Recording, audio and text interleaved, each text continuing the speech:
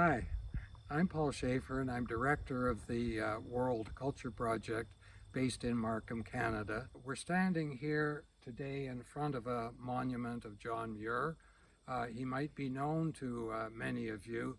John Muir was the founder of the National Parks movement in the United States, Yellowstone National Parks and many others.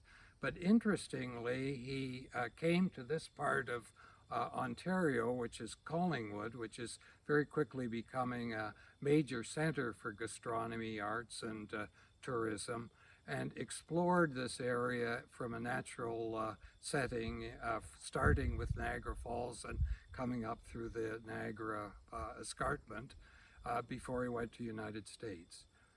My concern really is the role the arts and culture could play in the world of the future.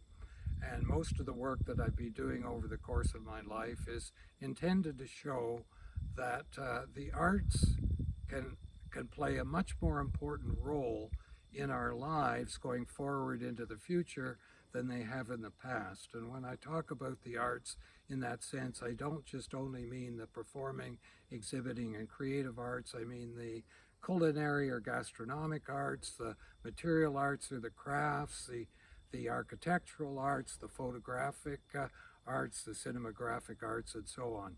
All of these areas, as we're now finding out with COVID-19 and the Black Lives Matters movement and other problems that exist in the world, are depending very heavily on the arts and artists to play a much more important role, not only in terms of helping them deal with periods of isolation and physical distancing through digital developments, but also with some very difficult health problems that people are now experiencing. So the arts can play a much greater role in the future than they can in the past. But it doesn't really end there.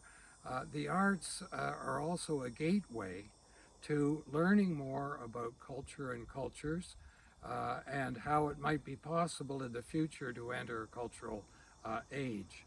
And they do this because in many ways they're very symbolic of many of the activities that go on in all the diverse and various cultures in the world.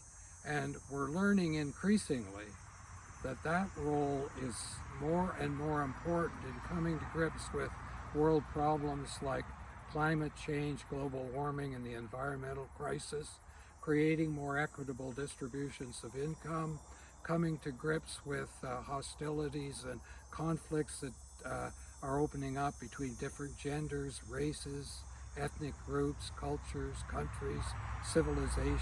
So the arts are the key, really, to understanding how we can tackle and come to grips with all those problems more effectively in the future. And of course, the starting point for that kind of development is in childhood and youth, that how important it is for children and young people to get a very solid exposure in all the various art forms that exist in the world, and then build on that throughout their lives, not only to enjoy the arts as audience members or spectators, but also as participants, that they can learn over the course of their lives to perhaps play musical instruments or paint pictures, all the things like that that are so important in finding the ways in which the arts enrich our lives and make our lives more full and complete than they would otherwise be.